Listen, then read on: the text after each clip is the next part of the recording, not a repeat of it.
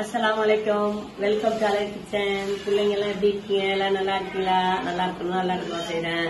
இன்னைக்கு ஒரு பிள்ளை கேட்டுருந்தா வாடா எப்படிமா செய்யறதுன்னு. சரி இன்னைக்கு ஒரு வாடா போட்டுருவோம் அப்படின்னு முடிவு பண்ணி வாடாவுக்கு இறங்கிட்டேன். நைட்டே என்ன செய்யுங்கம்மா, ஒரு 2 கப்பு அளவு அரிசியை, பச்சை அரிசியை நைட்டு ஊற வச்சிருங்க. நான் நைட்டு ஊற வச்சுட்டேன். நைட்டு ஊற வச்சு இந்த காலையில இதை ஊற வச்சிருக்கேன் பாருங்க. பச்சை அரிசியை நைட்டு ஊற வச்சுட்டேன். இதை என்ன பண்ண, நம்ம கழுவிட்டு நல்லா கழுவிட்டு மிக்சியில போட்டு அரைச்சிருங்க. இந்த மிக்சியில இதை போட போறேன். இந்த மிக்சியில போட்டு நான் அரைச்சிருங்க.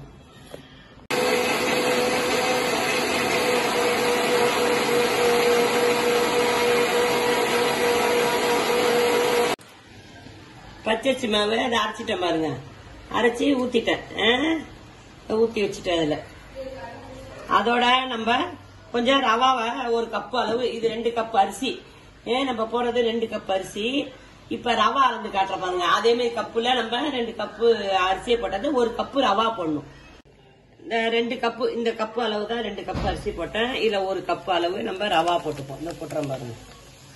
1 கப்பு அளவு ரவா போட்டுக்கிறோம். 1 கப்பு ரவா போட்டு நல்லா இப்படி பிசைஞ்சு ஊற வச்சிருங்க. இப்ப இது 8 மணி நேரம் கிட்ட ஊறணும். இப்ப நான் காலையில நான் இப்ப 8 மணிக்கு இதை போட்டேன்னா சாயங்காலம் 5 மணிக்கு தான் இப்ப இதை நான் எடுப்பேன். அது முடியும் இது ஊறி போய் இருக்கணும். என்ன இதை பாருங்க எப்படி இருக்கு பாத்தீங்களா? இது ஊறிடும். ஊறக்குள்ள கொஞ்சம் நம்ம அழுத்தமா வரும்.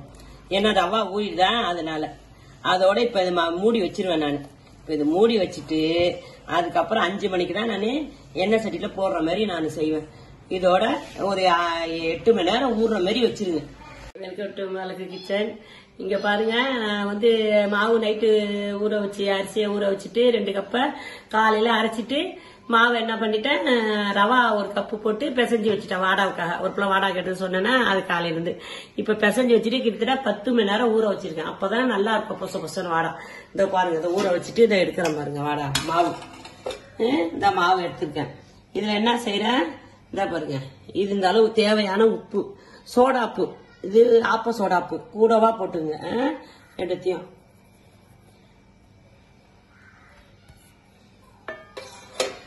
அதை போட்டுக்கிட்டீங்களா? இறால் வாங்கி வச்சிருக்கேன். இறாலை நீங்க என்ன பண்ணணும், வாங்கி நல்லா அலசிட்டு தோலோட அப்படியே அவிச்சிருங்க.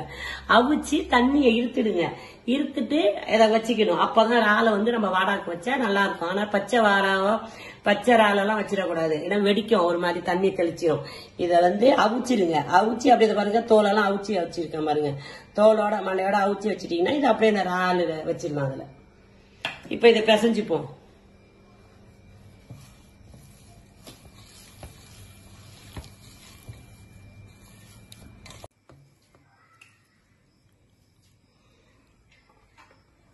வாடாவை அப்படி தட்டிக்கிடாமா, வடை மாரி, உளுந்து வடை மாரி இப்படி தட்டிக்க வேண்டியதான். தட்டிட்டு நடுவில் போட்டுட்டு இந்த இறாலை வச்சு இப்படி வச்சுக்க வேண்டியதான். வச்சு நம்ம எண்ணெயில்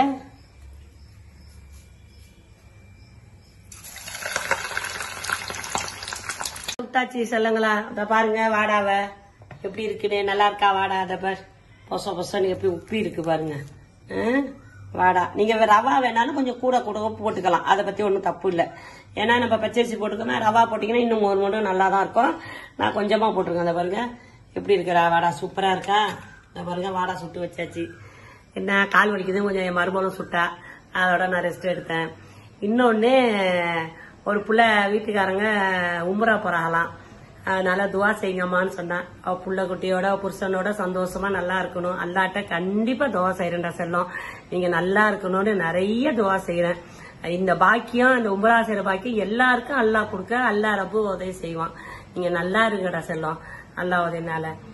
ரொம்ப சந்தோஷமா 19ஆம் தேதி பயணம் கிளம்புறாங்கன்னு. நீங்க நல்ல விதமா போயிட்டு வரட்டும். நல்ல விதமா சந்தோஷமா இருங்க. அல்லாஹ் ஆண்டவனுக்குல பொருத்தமா சந்தோஷமா இருங்க.